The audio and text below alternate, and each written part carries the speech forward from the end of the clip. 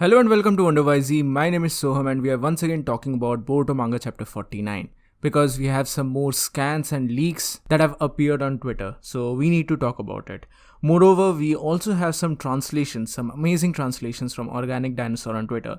Definitely give her a follow because she is doing some incredible job there. Anyway, this chapter is looking really amazing, but I am disappointed in one particular regard, which I'll talk about in a bit, and I'll obviously go more in depth once the chapter actually comes out on Viz.com and I make an in depth review about it. Basically, it's the lack of the previous generation in this chapter, but we'll see to it. We'll talk about it more in the full review. But for now, let's begin with the video. Now please note that I am not going over the entire summary that Organic Dinosaur has written here. You can read it on your own definitely. This is a very good summary of the entire chapter. But I would talk about specific sections which really intrigued me as a whole. Now, we begin this chapter with Ishiki Otsutsuki, who is hovering over Konoha, who is basically trying to locate Kawaki because he wants to kidnap him, of course. Now, here some hilarious interactions happen. I won't lie, this was really hilarious just to read it. But this is basically Ishiki Otsutsuki being a gentleman. Believe it, like really. So what happens here is that Ishiki Otsutsuki approaches some shinobi and he wants to know about the location of Kawaki. He doesn't want to unnecessarily harm the civilians. He's just here for Kawaki. This is a stark contrast to the Pain Invasion because many people were noting the similarities between the two. So this is a nice bit of difference between these two characters. And the entire segment is hilarious here because the shinobi says that he doesn't know about Kawaki and he tries to attack Ishiki Otsutsuki, who promptly strings the shuriken and launches it back at the shinobi. This was really amazing to see. Anyway, there are 3 or 4 main segments in this particular chapter which we need to talk about.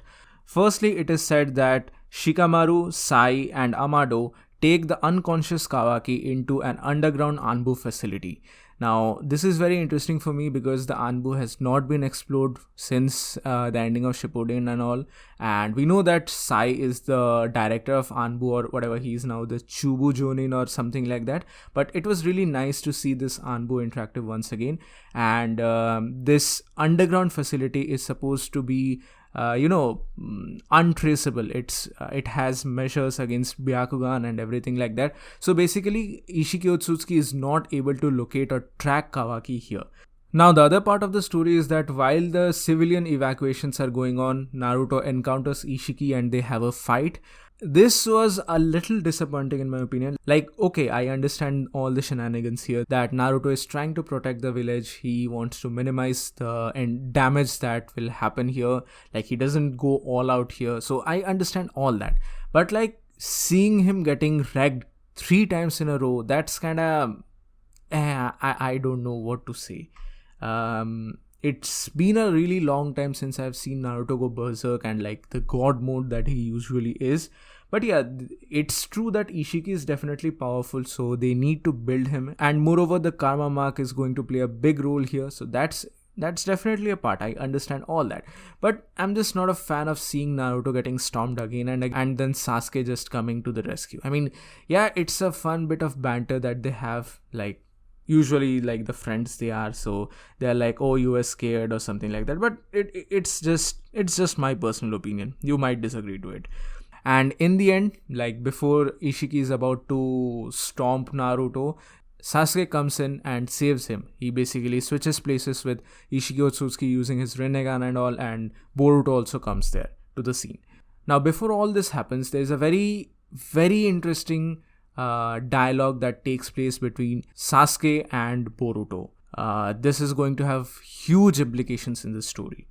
Basically, Sasuke reveals that he has heard from Sarada about the Borushiki form that Boruto had during the fight with Boro. And after listening to all the things that Amado said, Boruto is actually kind of scared. He's scared that if he ever goes berserk or if he ever goes out of control, then he will hurt the people that he loves and he will probably hurt the village as well. So Boruto is scared about the possibility of something like this happening. Now, this is, in my opinion, a very good contrast, or like a callback to the original Naruto series, where the situation was with Naruto and the QB, and everyone was afraid that the QB might come out, and like you know the story. You obviously know the story. So this, in my opinion, is a very good bit of interaction between the student and master, because Sasuke, the very next moment, he says that, all right, I know about all that. So Sasuke says that if the need ever arises, like if at all you go out of control or try to hurt anyone, I will put you down. This would be my responsibility as your teacher, as your sensei, to put you down, to stop you from doing something which you wouldn't like. That was a serious statement. Like, that was really serious. This reminds us that not everything is just cherries and blossoms in the world of shinobi. And he also says, like Sasuke also says, that Naruto won't be able to do something like this. He's too soft for this. So Sasuke would be the one to put him down. And I really loved this bit of interaction, and I'm very eager to read it in the actual chapter. Now, I'm skipping some parts here and there, like I'll talk about them in the full review, but we switch back to the original scene when Naruto was facing off against Ishiki. Now here, Boruto asks Sasuke for his headband. You know, the one which had the scratch mark on it. Like, he references how he had the headband during the fight with Momoshiki and all. Sasuke agrees. He says that you have to return me this after the fight is over and everything, because this is very precious to me. And oh boy, I'm just getting excited. Like, I don't know how to say this, but this is really amazing because the time skip is finally coming. I'm pretty sure that in next chapter, at least by chapter 51, we are going to see Boruto get the scar. Because if you remember correctly, if you recall correctly, Teen Boruto had the scar on his eye, and it was not just the eye which had the scar. The scar extended till the headband as well. So it's very likely that he got the scar here during the fight with Ishiki.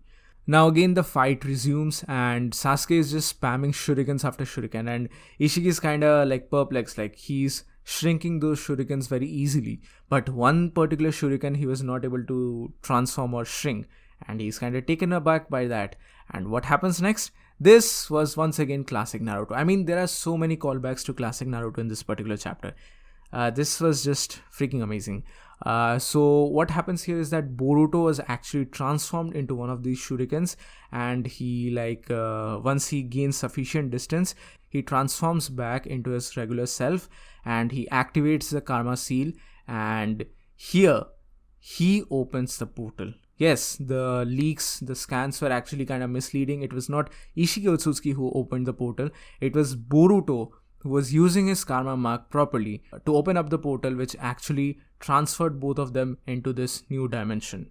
And soon after, Sasuke tracks the location, Sasuke tracks the chakra of Boruto, and Sasuke and Naruto arrive in this new dimension. So that's the chapter. That's basically the chapter. We have got all these leaks and scans. But even then, I'm very excited to read the actual chapter once it comes out tomorrow.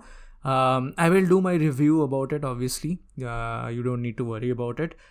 And my only disappointment with this chapter is the lack of the previous generation. Like, don't get me wrong. I understand that Ishiki Otsutsuki is a very formidable foe, and not everyone is going to be able to handle him. Like, even Naruto and Sasuke, who are the literal gods of the shinobi world now, even they were not able to handle, and only people having karma seal can have proper effect on them. I understand all that, but still, I was expecting to see a bit of, say, someone like Rock Lee or Kakashi, or even Sakura for that extent, like the older generation helping in the evacuation or something like that.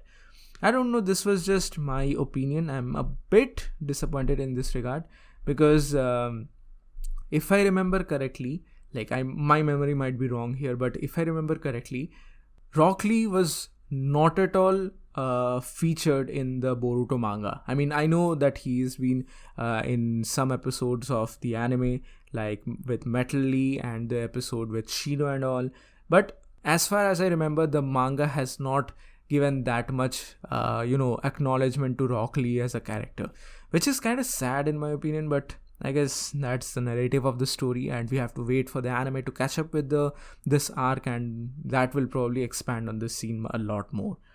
But that's pretty much it. That's the entire full spoiler of Boruto manga chapter 49. Thank you so much for watching. Please give this video a thumbs up if you liked it, share it with your friends, and subscribe to the channel for more. This is Wonderwisey, and I'll see you soon in the next video.